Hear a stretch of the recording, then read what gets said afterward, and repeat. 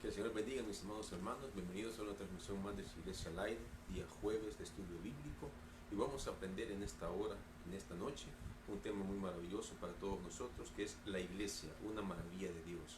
Vamos a entender la óptica teológica, bíblica, de qué es la Iglesia y por qué Dios estableció la Iglesia como un pueblo diferente al pueblo judío, y cuál es la importancia para cada uno de nosotros, y que si nosotros como iglesia vivimos divididos, tenemos que analizar, tenemos que buscar entender el Evangelio, porque si no hemos logrado entender el Evangelio, entonces la iglesia no tiene razón de ser.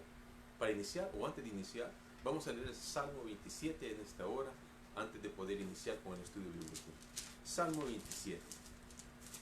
Jehová es mi luz y mi salvación. Dice la palabra del Señor: Jehová es mi luz y mi salvación. ¿De quién temeré?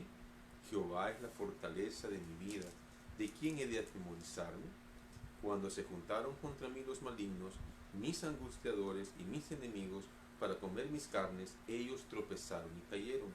Aunque un ejército acampe contra mí, no temerá mi corazón. Aunque contra mí se levante guerra, yo estaré confiado. Una cosa he demandado a Jehová, esta buscaré, que esté yo en la casa de Jehová todos los días de mi vida, para contemplar la hermosura de Jehová y para inquirir en su templo. Porque él me esconderá en su tabernáculo en el día del mal, me ocultará en lo reservado de su morada, sobre una roca me pondrá en alto. Luego levantará mi cabeza sobre mis enemigos que me rodean, y yo sacrificaré en su tabernáculo sacrificios de júbilo. Cantaré y entonaré alabanzas a Jehová. Oye, oh Jehová, mi voz con que a ti clamo. Ten misericordia de mí y respóndeme. Mi corazón ha dicho de ti: buscad mi rostro. Tu rostro buscaré, oh Jehová. No escondas tu rostro de mí, no apartes con ira a tu siervo.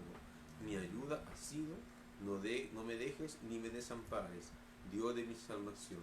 Aunque mi padre y mi madre me dejaran, con todo Jehová me recogerá. Enséñame, oh Jehová, tu camino, y guíame por senda de rectitud a causa de mis enemigos. No me entregues a la voluntad de mis enemigos, porque se han levantado contra mí testigos falsos y los que respiran crueldad. Hubiera yo desmayado si no creyese que veré la bondad de Jehová en la tierra de los vivientes. Aguarda a Jehová, esfuérzate y aliéntese tu corazón, si espera a Jehová. Vemos el anhelo que todos nosotros debemos de tener, y dice la palabra de que debemos buscar, debemos pedirle a Dios que Él nos guíe, que Él nos ayude a encontrar el camino y la voluntad que Él tiene para nosotros, que es uno de los mensajes que hemos estudiado en estos días, ¿verdad? Que nosotros debemos de buscar. Mi corazón ha dicho de ti: buscar mi rostro, tu rostro buscaré, para que podamos encontrar el camino y la voluntad que Dios tiene para nosotros todos los días de nuestras vidas. Bien, leamos en el libro de Efesios capítulo 2, en el libro de Efesios capítulo 2, versículos del 14 al 16. Efesios 2, versículos del 14 al 16. Y vamos a estudiar la iglesia, una maravilla de Dios. La iglesia, una maravilla de Dios.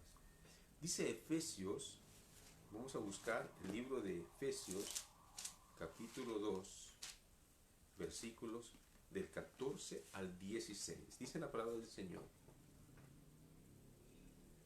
Pero ahora en Cristo Jesús, vosotros que en otro tiempo estabais lejos, habéis sido hechos cercanos por la sangre de Cristo, porque Él es nuestra paz, que de ambos pueblos hizo uno, derribando la pared intermedia de separación, aboliendo en su carne las enemistades, la ley de los mandamientos expresados en ordenanzas, para crear en sí mismos de los dos un solo y nuevo hombre, haciendo la paz, y mediante la cruz reconciliar con Dios a ambos en un solo cuerpo, matando en ella las enemistades. Vamos a orar. Señor, te damos gracias por tu palabra, gracias por esta hora. Te pedimos en el nombre de Jesús que seas tú llevando la palabra en esta hora a cada corazón que lo necesita, Señor. Te pido por cada persona que va a ver este mensaje, Señor, que seas tú trayendo de nuevo, Señor, esos frutos que tu palabra tiene esa promesa maravillosa de que no regresará vacía, Señor.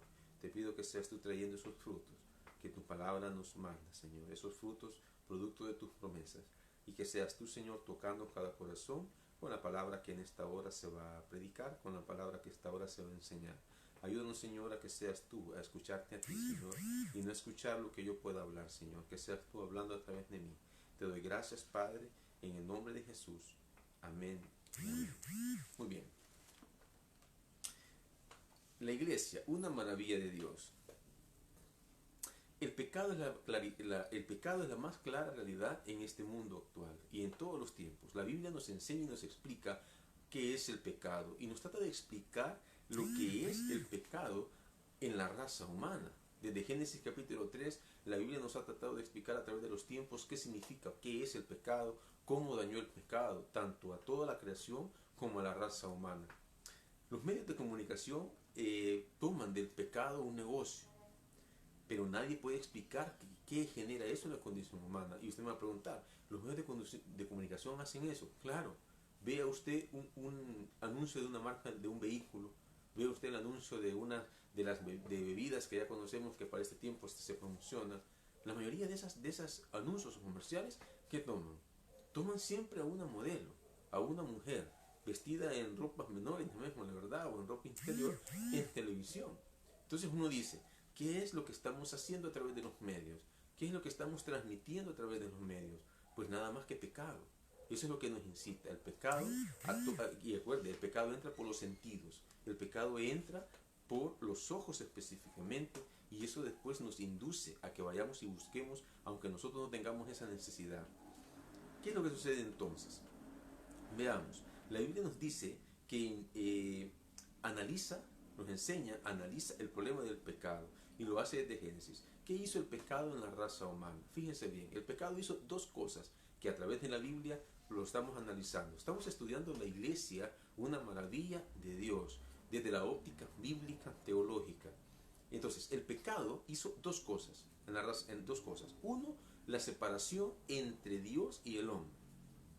Y obviamente eso conlleva a que esa separación, a eso le conocemos como la muerte espiritual. Una vez que Eva, dice la palabra, que fue engañada por la serpiente, porque le dijo, una palabrita cambió. Dios les había dicho, de cierto morirás si comes de ese fruto del árbol del bien y del mal, de cierto morirás. Y Satanás llega y le dice a Eva, con que Dios te ha dicho que no coman de ese fruto. Y le dijo, de cierto no morirás. Le agregó la palabrita no, ¿verdad? ¿Y qué sucedió? Eva, dice la palabra, que fue engañada, come del fruto. Pero ¿qué sucede? Adán era el que había recibido el mandamiento de Dios, es decir, la ordenanza, el mandato. Y entonces Dios le había dicho a Adán que no hiciera eso. Adán tenía que haber instruido a su mujer, en este caso a Eva, para que no fuera a cometer esa falla o esa falta. Pero ¿qué sucede? Resulta que Eva, cuando fue engañada, viene y le ofrece del fruto a Adán. ¿Y Adán qué dijo? Va, está bueno, dijo entonces. Cuando él tuvo que haber dicho no, porque Dios ha establecido este mandato o esta ordenanza. Pero vemos entonces que Adán, a través de Adán entra el pecado. Por eso es que Eva fue engañada, pero a través de Adán entra el pecado. Porque el mandato, el cumplimiento del mandato era específicamente de él. ¿Qué sucede entonces? Se da la muerte espiritual. Y esa muerte espiritual conlleva como consecuencia la separación entre Dios y el hombre. Ese es el primer efecto producto del pecado en el ser humano, la separación de Dios y el hombre. El segundo, y eso lo completamos con aquello que dice, nos escondimos, porque te escuchamos. Ay, ¿cómo que se escondieron? Ahora se conocían que habían hecho un mal, una maldad. Entonces buscaron esconderse de Dios, pero vemos entonces que a pesar de que nosotros busquemos escondernos de Dios, Dios siempre nos va a encontrar, Dios siempre nos va a hallar. Pero tenemos que tener claro que desde el principio Dios no trata de destruir al ser humano, Dios trata de redimirlo siempre. En ese sentido, nosotros encontramos que en vez de destruir al hombre, en vez de destruir a Adán y a Eva, lo que hizo fue cubrir su pecado, cubrir su falta con piel de animal, dice la palabra. Entonces, segundo cosa que hizo el pecado cuando entra en el mundo. Segundo, primero la separación de Dios y el hombre, y segundo, vemos la separación de los seres humanos mismos. Y entonces usted me va a decir, eso nunca lo había escuchado, es correcto. Porque estamos analizando la luz de la palabra, de la doctrina bíblica, o sea, la Biblia, ¿qué nos enseña la Biblia? Entonces, lo segundo es que se da la separación entre los seres humanos. Primero, la separación entre Dios y el hombre, y el segundo efecto que tiene el pecado en el ser humano es la separación entre nosotros mismos. ¿Y cómo se da eso? Cuando Adán le dice a Dios, la mujer que tú me diste, le echó la culpa a la mujer. Entonces vemos que ahí entró una enemistad ya entre ellos. O sea, por tu culpa yo comí, por tu culpa Dios nos va a castigar, por tu culpa vamos a morir. Entonces vemos que existe una separación, ya se comenzó a generar desde la primera pareja una enemistad. Y eso se da a causa del pecado. ¿Ha variado eso con el tiempo? No, no ha variado. Y no va a variar hasta que Cristo venga por segunda vez y erradique completamente el pecado. Porque a eso viene Cristo por segunda vez, a erradicar completamente el pecado, que es lo que nosotros encontramos en Daniel capítulo 9, versículos del 24 en adelante. Él viene a erradicar el pecado por completo, cuando venga por segunda vez. Entonces ahí la importancia de que nosotros entendemos que la enemistad que existe entre los seres humanos es a raíz del pecado. Entonces, en dos aspectos, recordemos. Uno, la enemistad entre Dios y el hombre, la separación entre Dios y el hombre, y la separación entre el hombre mismo, ¿verdad? Ahora, ¿quién es el que resuelve esa separación? Y eso es lo maravilloso. Dios, si bien es cierto que se dan esas cosas y se dan en esas circunstancias, pero Dios en ningún momento nos deja solos. Siempre dentro de su plan está el plan de redención, y eso no tenemos que perderlo de vista. Dios quiere redimir al hombre en todo tiempo. El hombre es el que busca separarse de Dios y seguir haciendo mal. Pero entonces, ¿quién es el que resuelve el punto de la enemistad entre Dios y entre el hombre y Dios, o Dios y el hombre, y entre el hombre mismo? Solamente Cristo es el que resuelve ese problema. Solamente nuestro Señor Jesucristo es el que resuelve ese punto. Dice entonces, veamos lo que dice el versículo 13, pero ahora en Cristo Jesús, estamos en Efesios capítulo 2, versículo 13, pero ahora en Cristo Jesús, vosotros que en otro tiempo estabais lejos, habéis sido hechos cercanos por la sangre de Cristo. Es el único entonces que puede resolver este problema del pecado. Es el único que puede resolver este problema de la enemistad. Entonces usted me va a preguntar, usted me puede preguntar entonces, ¿qué sucedió? ¿Por qué sucedió eso? Vamos a ver el caso de Israel y los gentiles, porque ese es el problema. Iglesia en Israel compuesta de judíos y palestinos. Iglesias en Israel iglesias en el mundo compuesta de judíos, gentiles. ¿Quiénes son los gentiles? Vamos a hacer esa separación. Estamos aprendiendo y eso es lo importante de los estudios bíblicos. Bien, desde Génesis, desde el libro de Génesis, desde la primera pareja creada, nosotros vamos a conocer a los gentiles. ¿Por qué se llaman gentiles? Porque la raza humana no tenía ningún tipo de separación. Y entonces Dios estableció al ser humano sin ningún tipo de raza ni de diferencia, porque ese es el plan original de Dios. Por eso es que la palabra nos enseña que Dios no hace excepción de personas, porque para Él todos somos iguales. Y así vamos a terminar. Todos somos iguales ante los ojos de Dios. Entonces, ¿qué sucedió? Desde el tiempo de Adán y Eva hasta el tiempo del monte Sinaí en Éxodo capítulo 20, que cuando Dios le da las leyes al pueblo de Israel a través de Moisés, entonces nosotros encontramos que ahí Dios estableció a ese pueblo como escogido o elegido. Pero ¿dónde se da la separación? En Abraham. A través de Abraham le dijo, de tus lomos vamos a sacar, de tus lomos habrá un pueblo diferente que va a servirme a mí. Entonces, desde Adán hasta Abraham, en ese lapso de tiempo, todas las personas que vivieron hasta ese momento, eran consideradas o llamadas gentiles. Ahí no habían judíos ni había ningún otro tipo de gentilicio. Ahora, desde Abraham, desde el tiempo de Abraham hasta la cruz, hasta la muerte de Cristo en la cruz, nosotros vamos a encontrar judíos y gentiles. ¿De dónde viene la palabra judío? Recordemos que judío que es un gentilicio de los descendientes de Judá. Judá es una tribu, es uno de los hijos de Jacob, ¿verdad? Descendientes de Abraham. De Jacob descienden las 12 tribus de Israel. Y de Judá, que es de donde vino o donde nació, de esa tribu nació nuestro Señor Jesucristo. Entonces de ahí vienen las palabras como gentilicio judío. Y así se les conoce al pueblo de Israel, como los judíos. ¿Por qué se llama pueblo de Israel? Porque Jacob, cuando dice que luchó con un ángel y le pidió que lo bendijera, entonces el ángel lo bendijo. Pero antes, y producto de esa bendición le cambió su nombre y le dijo, a partir de ahora ya no te llamarás Jacob, le dijo, te llamarás Israel. Por eso es que como de él desciende todas las tribus de Israel, así se conocen entonces como Israel. Muy bien, ¿Qué sucedió entonces en Éxodo, en el capítulo 20 en adelante? Sucedió que ellos se convirtieron en enemigos, y aquí nosotros lo encontramos. Porque Él es nuestra paz, dice, que de ambos pueblos hizo uno, derribando la pared intermedia de separación. Eran enemigos acérrimos los gentiles y los judíos. ¿Por qué? Porque resulta que ellos habían recibido la ley. Éxodo capítulo 20, Israel recibe la ley. ¿Y qué sucedió con Israel cuando recibió la ley? Pensaron que Dios los estaba escogiendo a ellos por sobre todos los demás, y no era así. Ellos estaban siendo escogidos por Dios para recibir la ley, y esa ley que estaban recibiendo, esos mandamientos, tenían ellos que ir a predicarlo a todo gentil, para que todo extranjero o aquel que no fuera judío o israelita tuviera la misma oportunidad, el mismo derecho de ser redimidos por Dios. Pero ¿qué hizo Israel? Se hicieron exclusivos. ¿En qué sentido se hicieron exclusivos? Resultó que pensaron ellos que habían sido elegidos por Dios y que todos los demás ya Dios no los amaba. Y encontramos nosotros en la palabra que eso no es así, porque Dios no hace acepción de personas. Entonces, ¿qué hizo para poder redimir a toda la raza? Vemos ese ejemplo, los gentiles y los judíos. No se lo olvide, porque vamos a ver más adelante qué sucede. Dice el versículo 14 que se botó la pared que había entre estos dos pueblos. Es una pared imaginaria. Imagínense ustedes la pared que dividía esos dos pueblos, producto de la mente. Ellos pensaron que Dios había escogido. Pero ¿qué hace Dios en primera instancia para poder unir a esos pueblos y romper esa enemistad? Bueno, después de la cruz en adelante se forma la iglesia. Hechos capítulo 2. Ahí es donde finaliza el proceso que nació con nuestro Señor Jesucristo para el nacimiento de la iglesia.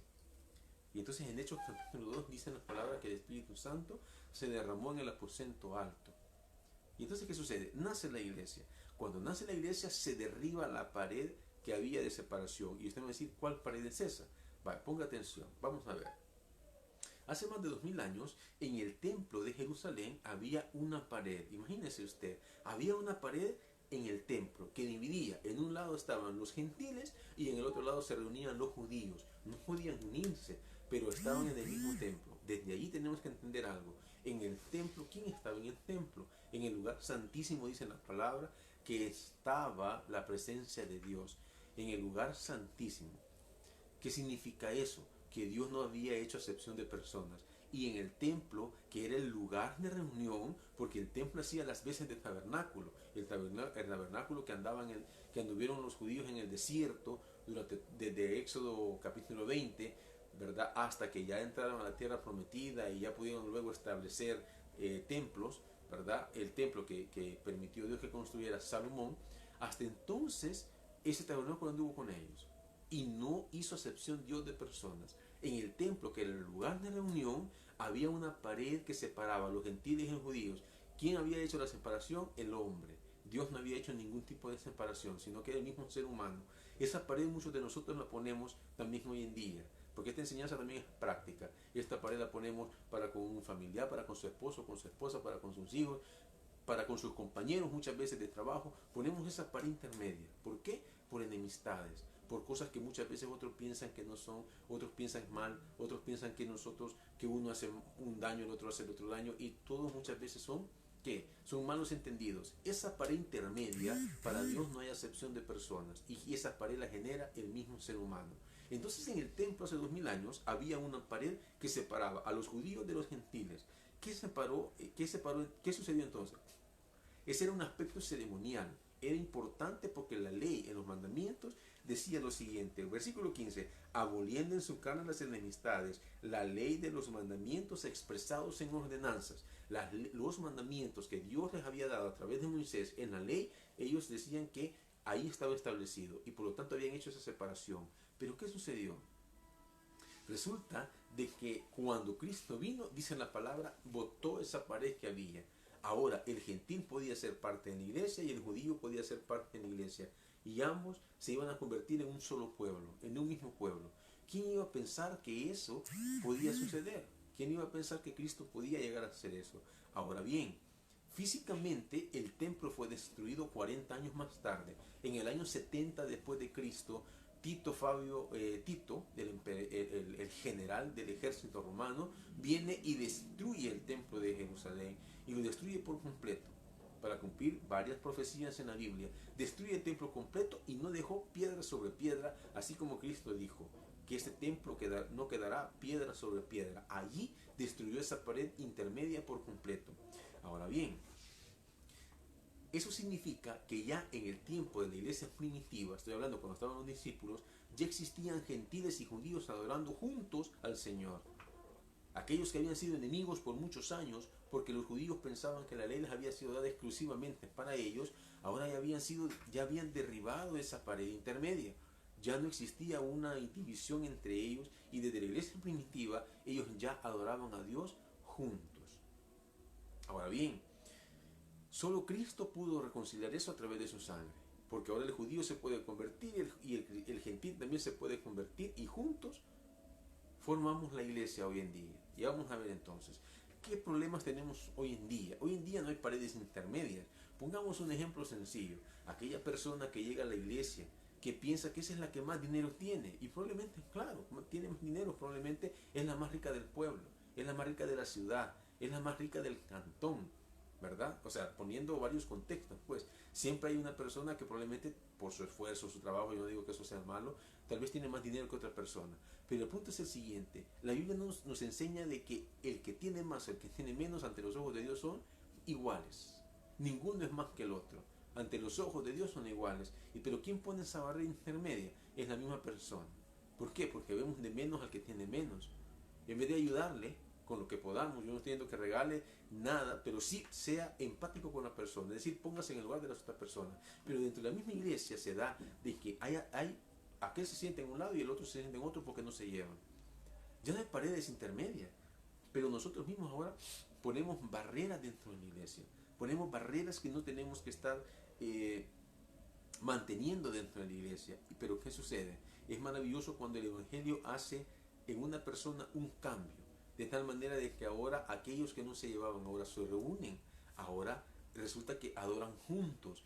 Ese es el propósito del Evangelio, ese es el propósito de la iglesia, y por eso le digo, qué maravilla la iglesia que Dios estableció, porque vino a botar las enemistades que habían primeramente entre los mismos seres humanos. Esas enemistades que se generaron desde el Edén, desde Génesis capítulo 3, y que hasta hoy en día todavía luchamos contra eso. Hay personas que no se llevan, pero lo más grave es que entre el mismo hermanos no se llevan. Y eso no está dentro del propósito de Dios. Por lo tanto, debemos ir cambiando nuestra mentalidad. Tenemos que ver a las personas como nuestros hermanos en Cristo que son. Tenemos que cambiar, porque la Biblia, lo que estamos estudiando ahorita, ante los ojos de Dios todos somos iguales. Y como todos somos iguales, y si nosotros nos decimos ser llamados hijos de Dios, tenemos que actuar también como Dios nos manda. Ahora bien, la iglesia no debe haber separación entre personas. ¿Por qué? Porque ahora todos somos salvos en Cristo. Y eso es lo importante, que podamos entender juntos el Evangelio. Si nosotros no entendemos el Evangelio, difícilmente vamos a poder tener una unión en la iglesia, difícilmente vamos a poder tener unión familiar, difícilmente vamos a tener unión dentro de los compañeros, porque todos, a pesar de que podamos haber o tener diferencias en ciertas cosas, pero si todos somos hijos de Dios, estoy hablando de hermanos ahorita, no debería existir eso. Ahora, con aquellos que no son cristianos, aquellos que no son creyentes, nosotros, dicen la palabra, debemos de ser luz para ellos. Pero en vez de ser luz, muchas veces nosotros generamos esa misma división y entonces no le damos la oportunidad a aquel que no conoce del Señor. Por lo tanto, no hay clases en la salvación. Ese es el punto. No es cierto de tal cosa que existe una división de clases en la salvación. Para Dios todos somos iguales. Tanto el que tiene como el que no tiene van para el mismo lugar. Si no deciden aceptar al Señor en sus corazones, van para el lugar donde la palabra nos enseña, el lugar de tormento, ¿verdad? Así como aquel que puede no tener y recibir al Señor en su corazón y realmente convertirse y dar esos frutos del Espíritu, de lo que nos habla Gálatas capítulo 5, entonces pues nosotros vamos a tener un lugar en la presencia de Dios en el cielo en su momento. Muy bien, el punto es, ¿estamos viviendo en esa realidad o habrán barreras entre nosotros? Es algo que usted tiene que analizar en esta noche. Si hay barreras en su vida, si hay paredes que ha levantado usted para con los hermanos, para con su familia, para con sus compañeros de trabajo, para con los pastores, si hay diferencias, usted tiene que analizar y decir, esa pared no debe existir, porque ante los ojos de Dios todos somos iguales. Segundo aspecto o cosa que Dios hizo a través de la iglesia. Vaya, primero dijimos, ¿qué fue lo primero que dijimos que Dios había hecho cuando estableció la iglesia. Lo primero dijimos que derribó la pared que separaba a los dos pueblos, al gentil y al judío, los separó, los quitó completamente y ahora los unió. Como hijos de Dios ahora nosotros debemos de buscar esa unión, no la separación. Segundo aspecto o segunda cosa que hizo, abolió, quitó las enemistades que existían entre esos pueblos, quitó las enemistades. Ojo, habían dos enemistades, les dije. Una, la enemistad que había entre el hombre y Dios, y la enemistad que había entre los mismos hombres. Versículo 15. Veamos el versículo 15. Estamos en Efesios capítulo 2, versículo 15. Aboliendo en su carne las enemistades. Eso, aboliendo en su carne las enemistades. ¿Qué sucedió? Entre el judío y el gentil había una enemistad. Ese no fue el propósito de Dios, fue lo que el pecado hizo. No se le olvide, las enemistades surgieron producto del pecado. Entonces, ¿qué sucedió? Tomando ocasión el mandamiento. Entonces, vamos a ver Romanos 7:8 para entender de una mejor manera este texto.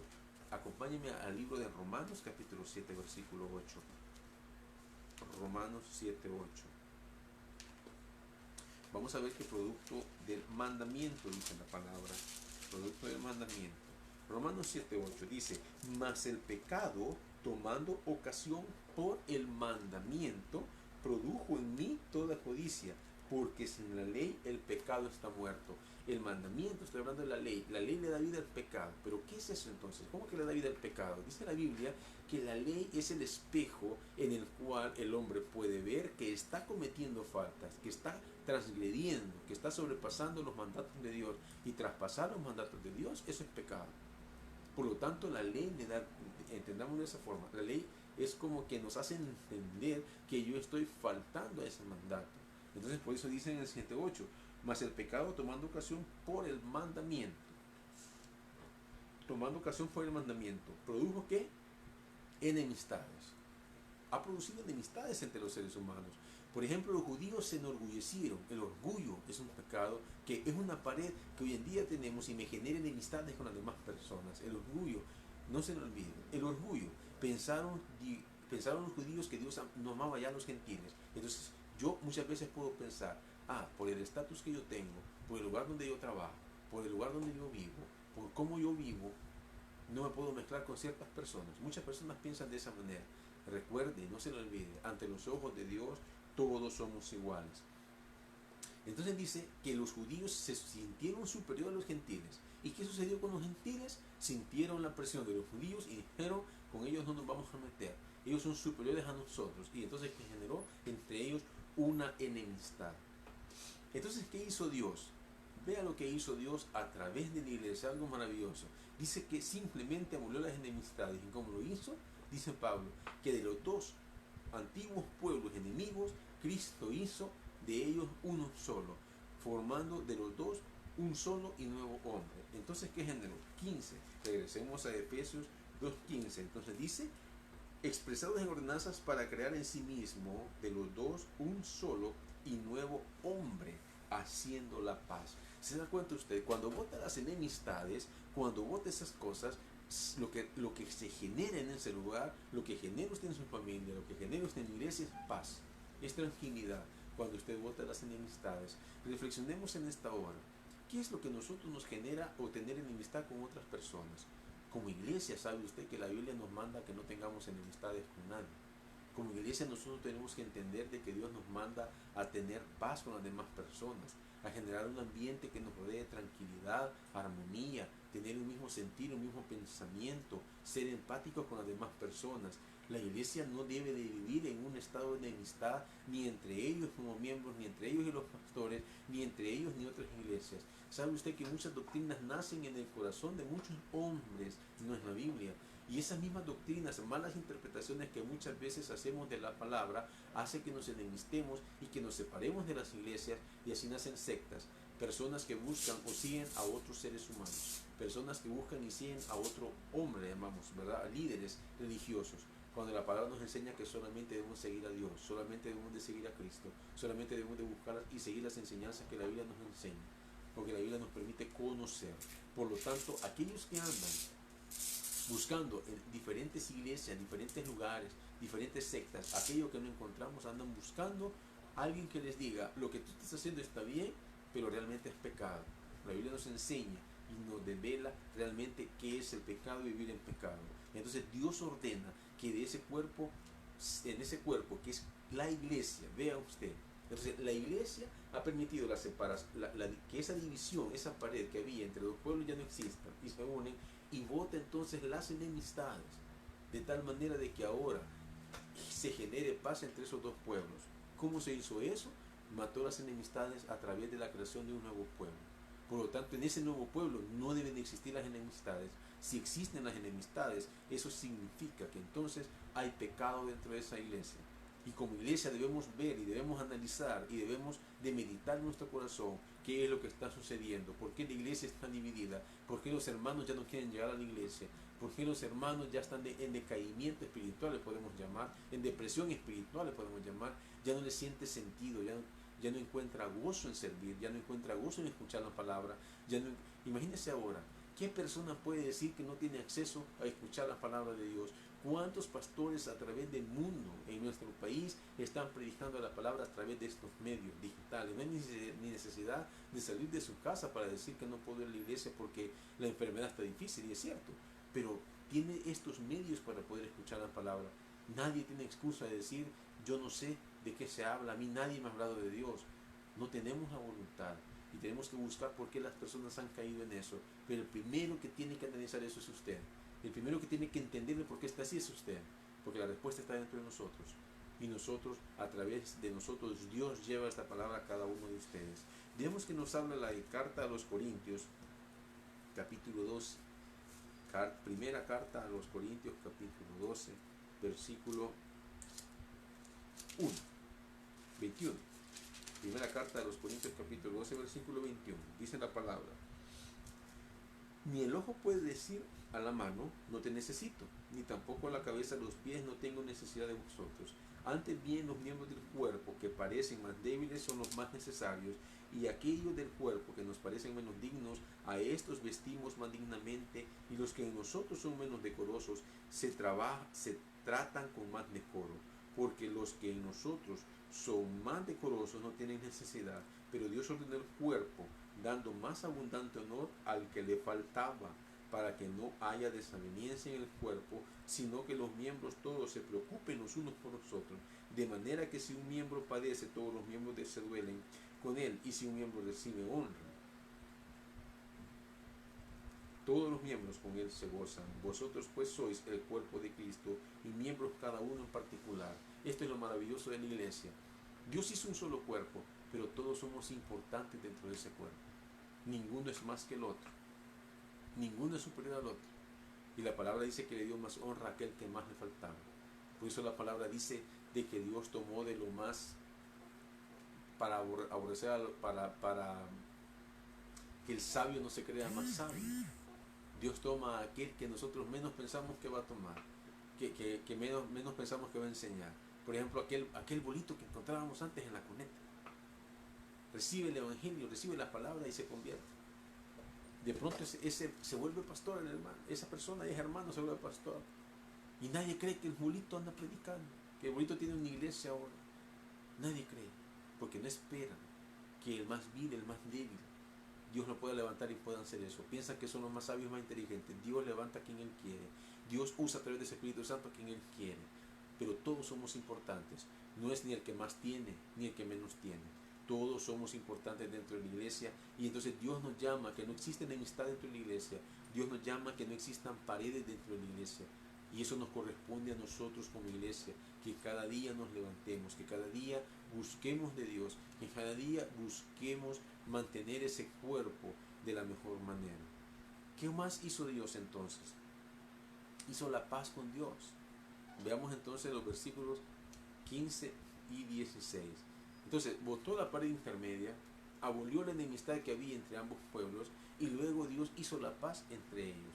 Dice, habiendo formado ese nuevo cuerpo, lo que Cristo hizo fue reconciliar con Dios a ambos en un solo cuerpo, matando en ellos las enemistades. Las enemistades han sido abolidas porque Dios busca que haya paz entre ese cuerpo, pero también paz entre los miembros del cuerpo. El cuerpo debe tener paz, pero entre los miembros del cuerpo debe de existir más armonía, más convivencia. Entonces dice el versículo 16, y mediante la cruz reconciliar con Dios a ambos en un solo cuerpo, matando en ella las enemistades. Acompáñenme a Romanos capítulo 5, porque esto es importante. 5 versículo 1. Las enemistades que existen en ese cuerpo no deben de existir. Debe haber paz, debe de haber un mismo sentir y coinonía. Dice Romanos 5.1, justificados pues por la fe tenemos paz para con Dios, por medio de nuestro Señor Jesucristo. En ningún otro ser nosotros podemos tener paz que sea nuestro Señor Jesucristo. Él vino a reconciliarnos con Dios. Él vino a reconciliar esa enemistad que existía. Y dice Romanos 5.10, porque si siendo enemigos fuimos reconciliados con Dios por la muerte de su Hijo. O sea que dice la palabra que nosotros éramos enemigos de Dios. Recuerde y no se lo olvide. Vea lo maravilloso. En el templo, aparte de la pared que existía, esa pared intermedia que existía entre los gentiles y los judíos, existía algo más en el lugar santísimo. Había un velo, dice la palabra. Y ese velo era la división que había entre el lugar santísimo y el lugar santo. A ese lugar santísimo solamente podía entrar el sumo sacerdote una vez al año a presentar ofrenda por todas las personas, a presentar ofrenda. Entonces, al entrar, si la ofrenda no era aceptada o no era recibida, entonces lo que sucedía es de que el sacerdote pagaba con su vida. Pero si era aceptada la ofrenda, era derramar sangre sobre el propiciatorio, que era la tapadera que cubría el arca del pacto. En esa tapadera existía o estaba la presencia de Dios en ese tiempo. Al derramar la sangre en ese lugar, entonces se daba el cubrimiento del pecado por un tiempo. ¿Por qué? Porque el único que puede perdonar pecados es Dios, y eso se hace a través de nuestro Señor Jesucristo. En aquel tiempo que Cristo todavía no había venido, solamente podían ser cubiertos por un año, y por eso cada año entraba el sumo sacerdote a ese lugar. Ahora vean lo maravilloso. Cuando Cristo muere, dice la palabra que al morir el velo del templo fue rasgado de abajo para arriba. ¿Qué significa eso? Que a partir de ese momento Cristo había logrado entrar al lugar santísimo, presentar la sangre derramada en la cruz del Calvario ante el Padre en el propiciatorio, y esa sangre fue aceptada de una vez y para siempre, dice el libro de Hebreos. Por lo tanto, al ser aceptada, nosotros fuimos reconciliados para con el Padre, que éramos enemigos hasta ese momento. Y eso que se haya rasgado el velo significa que esa división que existía entre Dios y el hombre hoy ya no existe. Esa división ya no existe. Por lo tanto, ahora el hombre puede entrar al lugar santísimo con toda libertad, siempre y cuando se haga en la sangre de Cristo. Eso significa que yo debo ser hijo de Dios.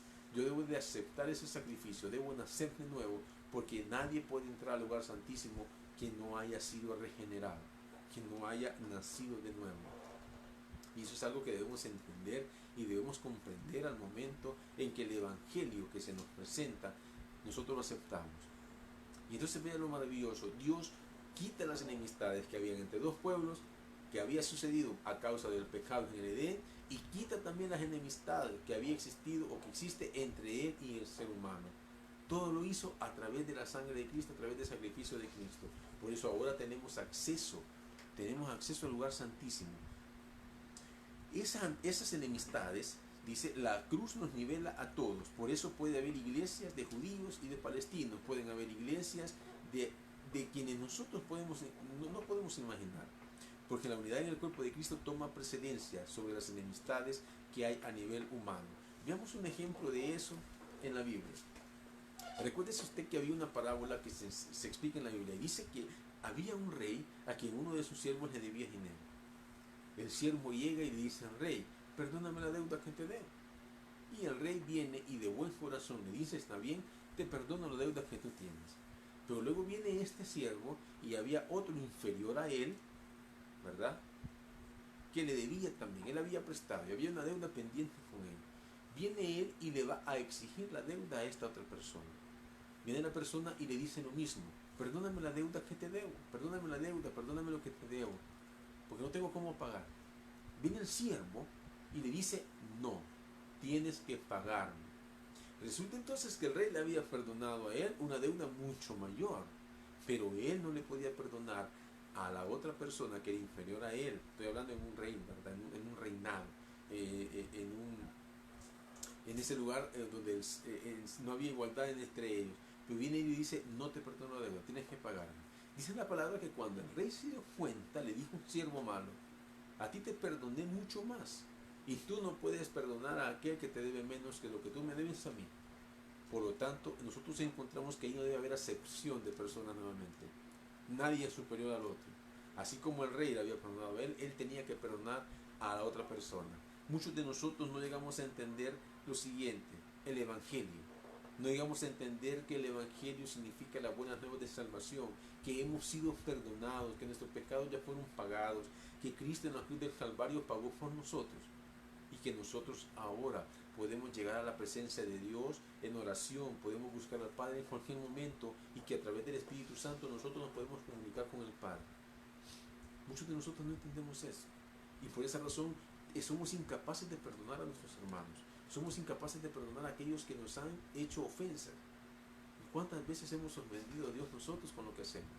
¿Cuántas veces hemos hablado mal de Dios? Por ejemplo, cuando usted dice, ¿por qué hiciste eso, Dios? ¿Por qué hiciste esto, Dios? ¿Por qué permitiste que me pasara esto? ¿Por qué me quitaste a esta persona? Tal vez un familiar que ha muerto. Entonces renegamos y comenzamos a discutir y a pelear contra Dios. Lo estamos ofendiendo, porque no estamos aceptando su voluntad, no estamos aceptando su soberanía. Y por lo tanto, cuando empezamos con eso, somos incapaces también de perdonar a otros.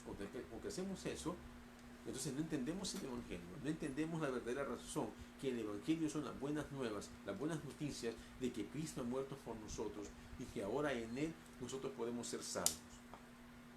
Pero la salvación implica muchas cosas, implica la santidad, implica el ser empáticos con las demás personas, implica el tratar de caminar bajo la voluntad de Dios, implica guardar los mandamientos, implica obedecer al Señor en sus ordenanzas, y eso implica el saber perdonar así como Dios nos perdonó a nosotros. A través de la iglesia, de ese cuerpo maravilloso que Dios formó de dos pueblos, que Dios formó a pesar de que había enemistad con Él y a pesar de la enemistad que entre nosotros como seres humanos generamos. La pregunta es, ¿tenemos paz entre nosotros como hermanos? ¿Tenemos paz con nosotros mismos para comenzar? Porque sabe que hay personas que no tienen paz en su interior por problemas, errores del pasado. No tienen paz en su interior por culpabilidades que todavía cargan del pasado. Recuerde que Dios ya nos perdonó de todo eso a través de su Hijo. Debemos aprender a perdonar y debemos aprender a dejar el pasado donde corresponde. Ahora tenemos una nueva vida en Cristo. No es fácil, claro que no lo es, pero si no lo intentamos, si no luchamos, si no procuramos vivir como la palabra nos demanda, difícilmente vamos a tener paz entre nosotros mismos, y si nosotros mismos no tenemos paz con nosotros, difícilmente vamos a tener paz con las demás personas y difícilmente vamos a tener paz para con Dios.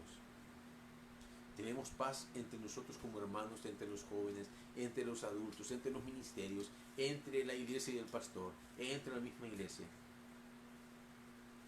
Debemos de procurar en que busquemos la paz de Dios para con nosotros. Y no habrá unidad si no entendemos lo que Cristo ha hecho por nosotros. Recuerde, no habrá unidad, no habrá paz, siempre habrá enemistad si no entendemos lo que Cristo hizo por nosotros. Cristo vino a reconciliarnos, Cristo vino a derribar esa pared intermedia, Cristo vino a derribar la enemistad que había entre Dios. Si Él logró hacer eso a través del perdón de nuestros pecados, nosotros también podemos perdonar a los demás y podemos tener amistad y paz para con los demás. Y de esa manera vamos a tener siempre paz para con Dios y vamos a vivir en armonía para con Dios. No habrá paz y unidad a no ser que nos hayamos reconciliado con Dios. Y si usted dice que ha sido reconciliado con Dios, entonces tiene que aprender a reconciliarse con su hermano. Debe aprender a reconciliarse con todos los demás. Busque de Dios con todo su corazón y busque estar en la iglesia, porque es una maravilla que Dios ha hecho. Es lo mejor de las maravillas que Dios ha hecho dentro de su corazón, el formar una iglesia. Le invito a que siga leyendo el libro de Efesios, porque es una relación maravillosa que nos explica cómo es la iglesia y Dios, cómo es la relación de la iglesia para con Dios, y eso es lo que hemos estado tratando de explicar en esta hora. Y yo le invito a que busquemos de todo corazón el perdonar a nuestros hermanos en este tiempo de diciembre, en este tiempo de Navidad, tiempo en el que muchas personas solo ven el consumismo, todo ven, vamos a comprar, vamos a gastar, pero dentro de su corazón no existe paz, existe enemistad, no existe perdón. Busquemos a Dios, porque la material no le va a llenar absolutamente nada. Debemos de tener paz para con Dios, para que podamos tener paz para con las demás personas. Vamos ahora. Señor, te damos gracias en esta hora.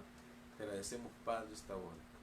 Te agradecemos, Señor, el privilegio que nos has dado de poder compartir tu palabra, de poder, Señor, tener una noche de estudio bíblico, una noche en la cual nos has permitido entender que has derribado esa pared intermedia, que nos has permitido, Señor, ahora tener amistad para contigo y para las demás personas, pero sobre todo nos mandas a que tengamos paz para contigo y amistad contigo. Ayúdanos, Señor, a poder entender y cumplir tus mandamientos. En el nombre de Jesús oramos. Amén. Usted, amigo hermano, que no conoce del Señor, le invito en esta hora a que usted pueda conocer del Señor en su corazón. Ahí donde está, llegue al Señor en oración y dígale: Señor, reconozco que soy pecador, que Cristo ha muerto en la cruz del Calvario por nosotros, que tú has permitido, Señor, que ese sacrificio sea dado para que nosotros podamos tener ahora amistad para contigo, amistad para con los demás, y paz en nuestro corazón y paz para contigo.